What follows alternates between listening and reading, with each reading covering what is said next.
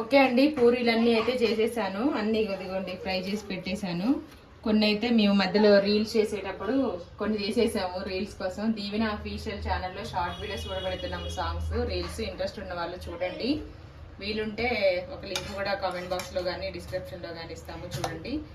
మొత్తానికైతే పాట చేసుకుంటూ సగం చేసేసాము, మళ్ళీ చూపించాలి కదా వీడియో కంటిన్యూగా అనేసి కొంచెం ఉంచానమాట.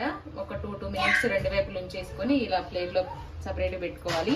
వెంటనే తినొద్దు, కాసేపు ఆగాలి, ఒక చల్లారాలి. ఒక్కొక్క పూరిని ఇలా పాకంలో వేసి, పాకం గోరువెచ్చగా ఉండాలి. హీట్ చేసుకోవచ్చు దాన్ని. ఎందుకు కిటికీలు మూసేసి అయిపోయింది. ఇంకా బల్లి వస్తుందండి చెప్తారు, టేస్ట్ ఎలా ఉందో చెప్తారు మా వాళ్ళు, చూడండి. మొన్నెప్పుడో బల్లి వచ్చిందంట ఆ వెనక కిటికీలోంచి. ఇక అప్పటి నుంచి మూసి పెట్టేసింది. నేను ఉన్నప్పుడు తీస్తాను.